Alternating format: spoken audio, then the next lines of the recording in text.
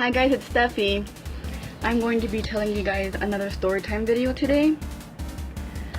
So, in 8th grade, people thought I was emo because I had cat scratches all over my arm. And it was this arm. And you can't really tell right now, but I still have some of those scratches or those scars.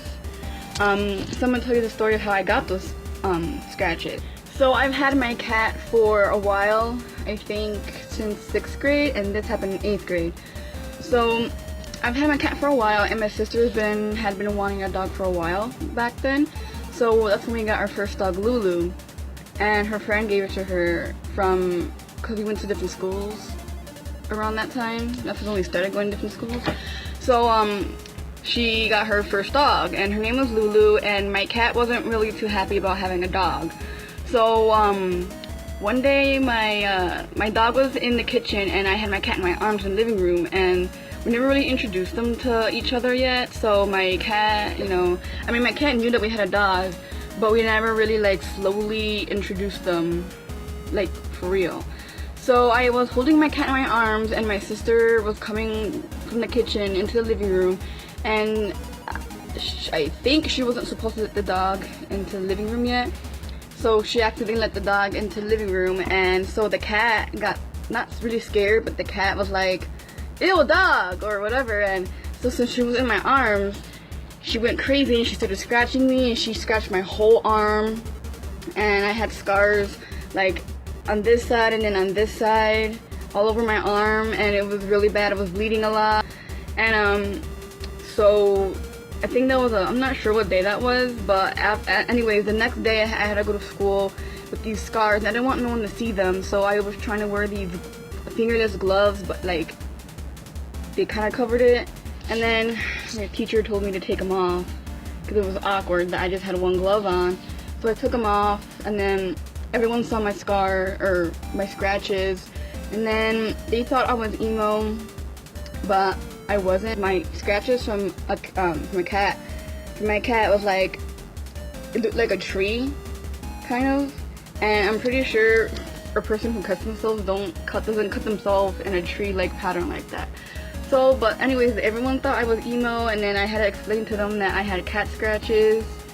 And then that moment was in our 8th grade yearbook, kind of, where the section was oh, moments when, or blah blah blah. I forgot what the section was called, or I guess it was remember when. And so for me, they put remember when Steffi had cat scratches and we all thought she was emo, and that's how they remembered me. So that's one of those stories.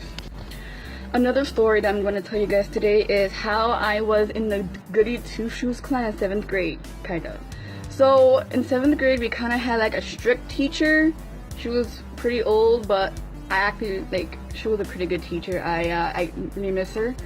But we had a very strict 7th grade teacher. She wanted everything done a precise way. She wanted everyone to write in cursive, and I didn't mind because I love writing in cursive, but she, don't mess with her at all. So my class wasn't really a class that was behaved. Ever since we were little, we were the non-well-behaved class. We would always get in trouble. Our class would always get in trouble.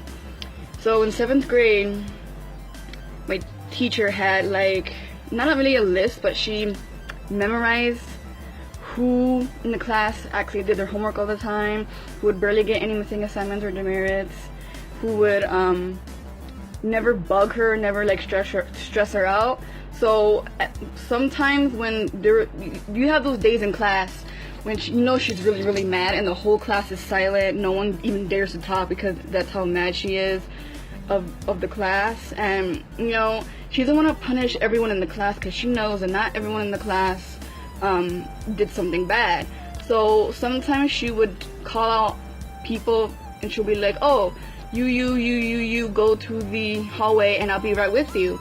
And then when we all go outside and she comes out, she would give us a pep talk and tell us "Oh, I'm so glad that you guys are in my class. I'm so glad that you guys I'm glad you guys do what you're told. I'm glad that you guys are the best in the class.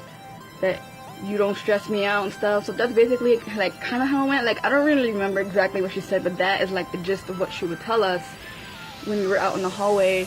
And she would tell us that, oh, I give you guys the merits to seem fair, but in reality you never did. So on your report cards, on your report card, the progress reports, when it says 0, you know, it just, you know, just put into the progress report and not the folder, because you know those teachers who want to be fair but unfair at the same time. She doesn't want to give the good kids demerits, but she does anyways to make it seem like it's fair. So she would tell us out there what she was gonna do, you know, which it was alright. The whole reason why I was in the Goody Two Shoes clan kind of was because I was like a shy person. I didn't really like dare to disobey my teachers. I don't know if anyone in my class will say otherwise, but I remember that I didn't really want, like, I was too shy to, you know, I never wanted to get in trouble. I would get scared to get in trouble, so I would try my hardest not to. So yeah, that's how I was in the Goody Two Shoes clan, kind of. I mean, I call it that because that's what I kind of see it as, the Goody Two Shoes clan, but it probably wasn't. It was just like appreciation clan or whatever. But anyway, that's another story.